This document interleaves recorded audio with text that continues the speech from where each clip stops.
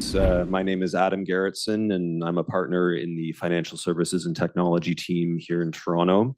Joining me today is Scott Hendry from the Bank of Canada. Scott is Senior Special Director for Banking and Payments Strategic Leadership and is here to talk to us about central bank digital currencies, amongst other things today. I understand you flew in from Ottawa this morning to be with us here today, Scott, so thank you very much for joining us. We appreciate it. Well, thank you very much for the invitation to be here. It's been an exciting talk so far, and hopefully we can keep that going. Great. So could you please tell our audience more about the nature of your position and role at the bank and some of the work your team's spearheading? Okay, I've been in this role for several years now, Senior Director of Financial Technology, which basically means I try and understand everything that's going on out in the financial sector with respect to technology, and figure out what it might mean for the central bank, Bank of Canada, or the economy in general.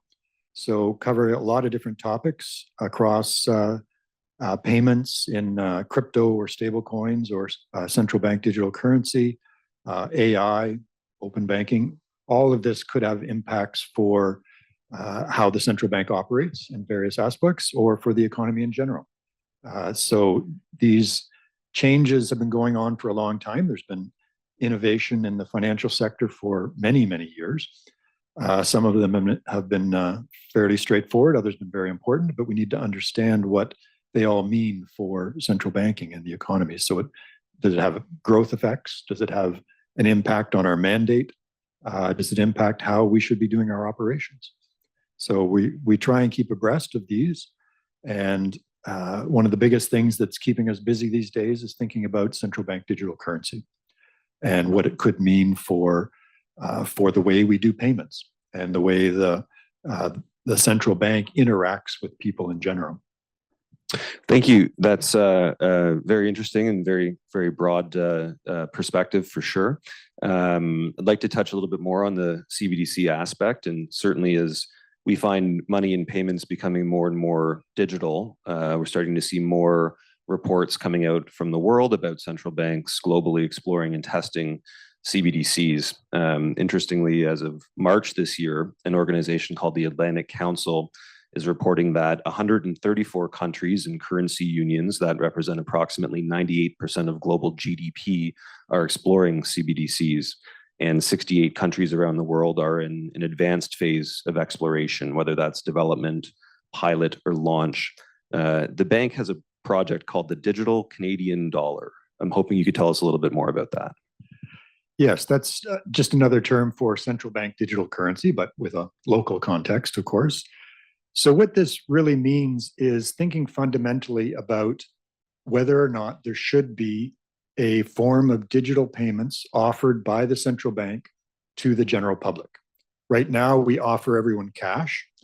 We've been doing that since our inception, of course. And what we're observing, though, is that people are using cash less and less. In 2009, 54% of transactions in Canada were done using cash. In the end of last year, it was down to 20%. And the trend, although it's been a little bit level due to COVID effects for the last few years, the trend is definitely down. So when we look out to the future, we see a possibility that there may be no more cash demanded. People may not want it anymore. So is that what we want? Is that the best thing for Canadians? Or should there be a new version that keeps up with the times, that evolves with the times, that allows people to make their payments using central bank money? It really is about choice. Right now, people have a choice when they arrive at a cashier to make a payment. They can use a debit card, they can use a credit card, or they can use cash, bills. But in the future, those bills might not be accepted. And we need to figure out what's the best response to that. So we're working hard to make sure that the cash distribution and production system is very efficient so that they can be supplied easily for the future. But we're also thinking about alternatives. And one alternative is a digital central bank money that's offered to the general public. So a digital Canadian dollar. This would be something that could be used for any sorts of payments, the same as cash is used. And it's an alternative to the private sector so that we're not dependent on private sector payments, that there is a continued access to the safest form of money and payments, and that's central bank money. So it really is about that access. And so does that mean the bank's getting into the crypto business, or? No. There's a lot of confusion about this, but central bank digital currency is not crypto. It is not a stable coin. It is the same central bank money that we already have access to.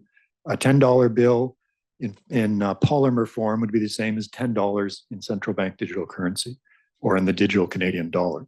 So it is not crypto. It is not a stable coin. It does not necessarily use blockchain or distributed ledger for the technology. It could use traditional.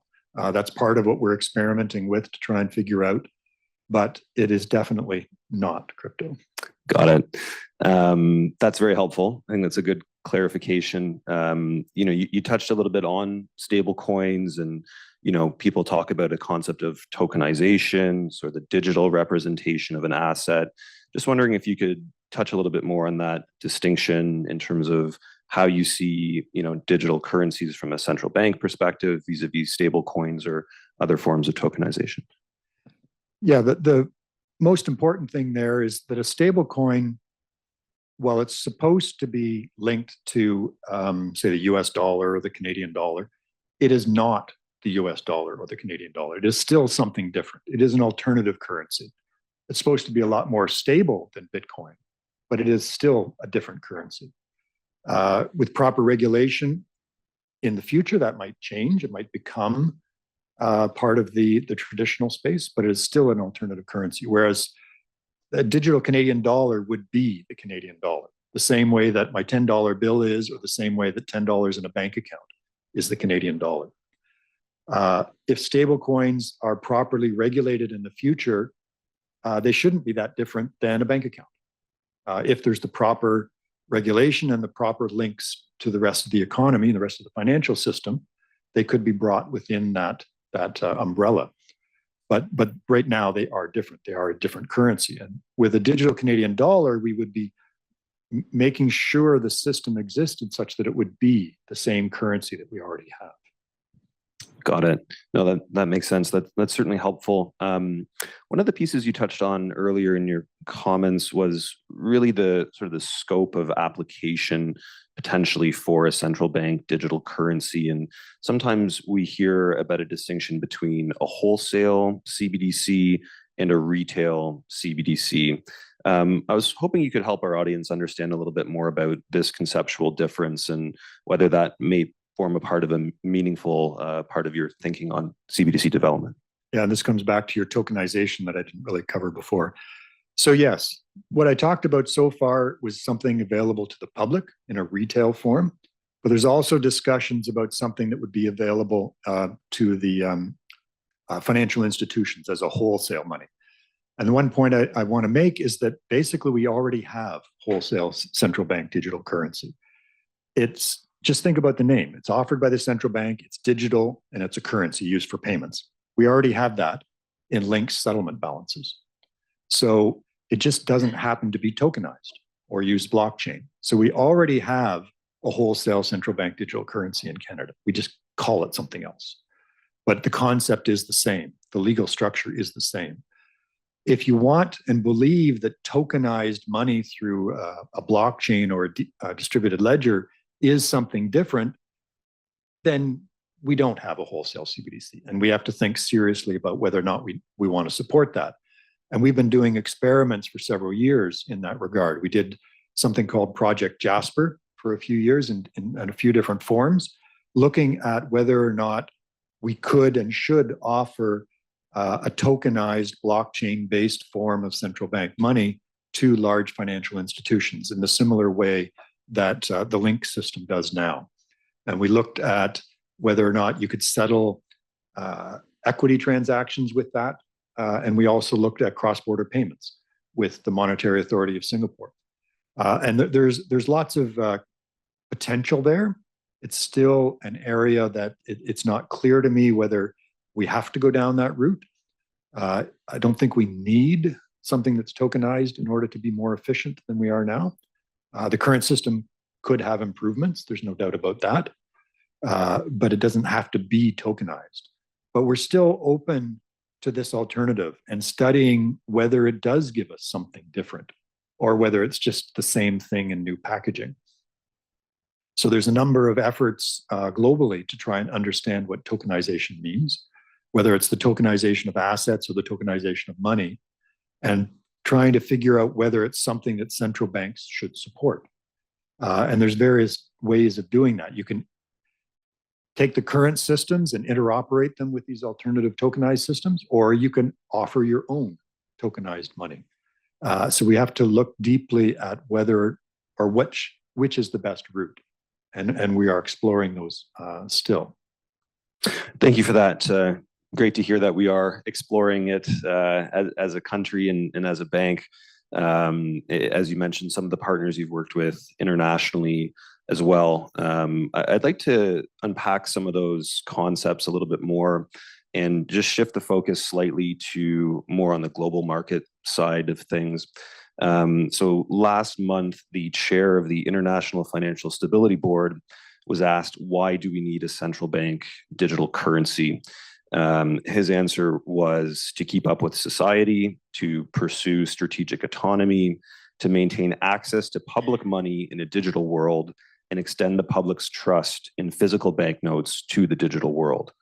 I kind of just want to leave that there and get your take or reaction to some of that from a policy perspective. Yeah, I would agree with those concepts. This really is an existential question for central banks. What is money, and what is the central bank's role in the supply of money to the economy?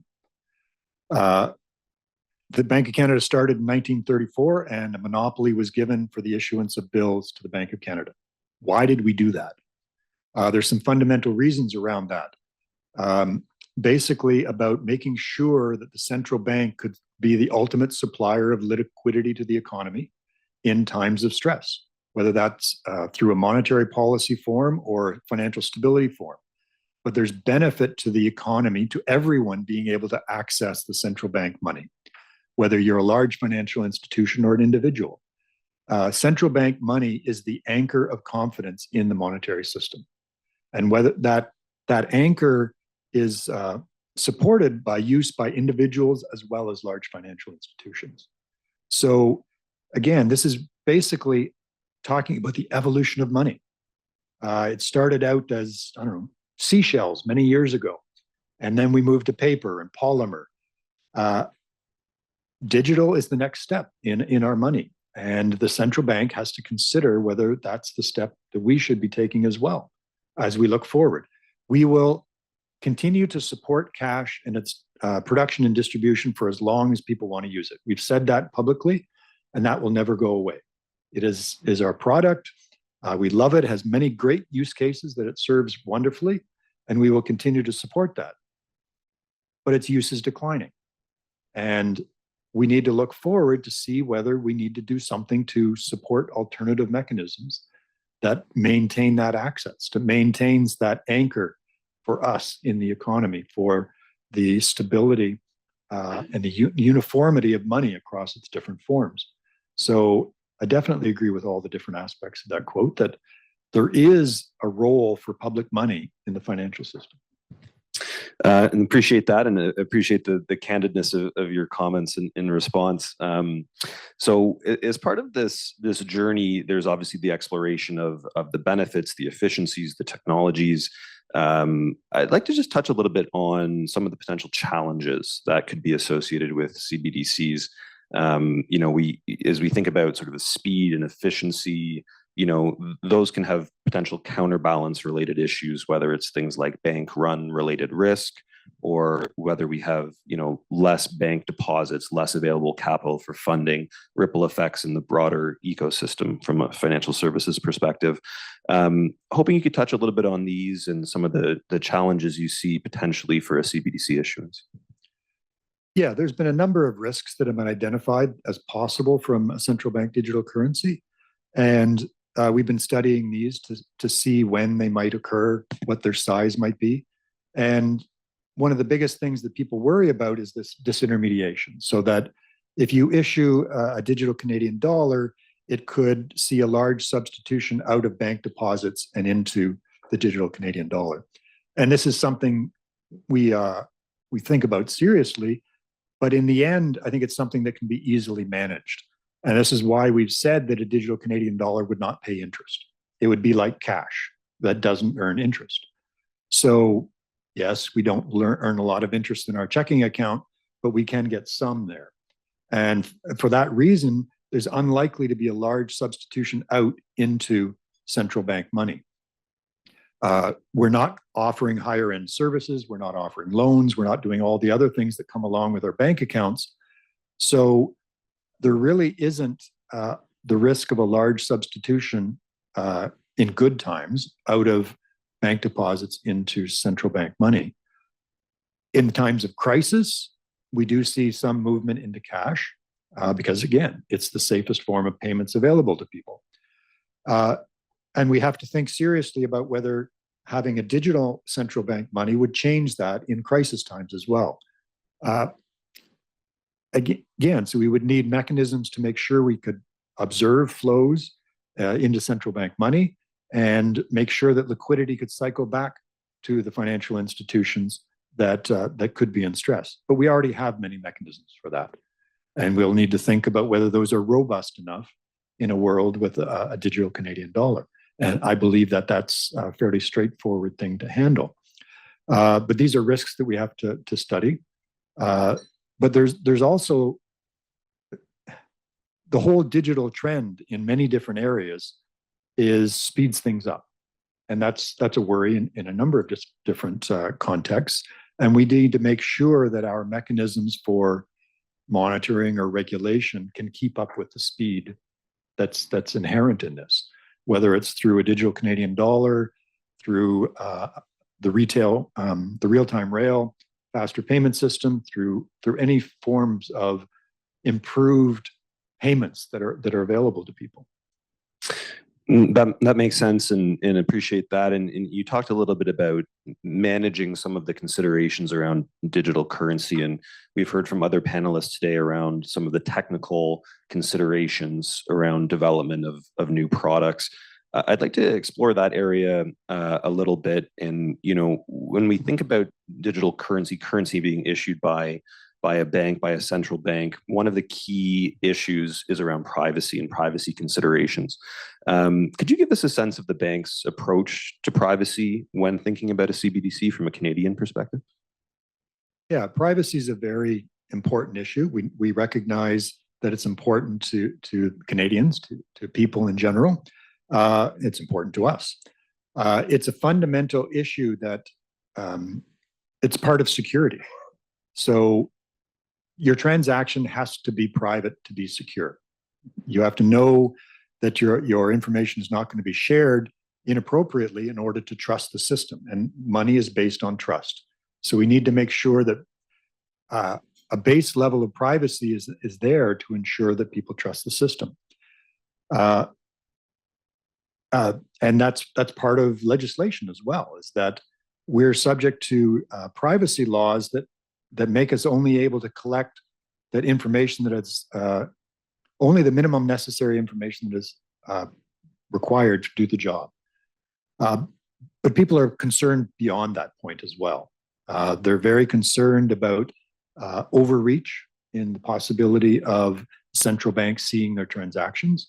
And this is one of the reasons why we think most about what we call a two-tier system, so that the central bank would distribute digital Canadian dollars to financial institutions, and they would have the end customer relationship. We're not interested in that level of detailed information on end users. That's the expertise of the private sector.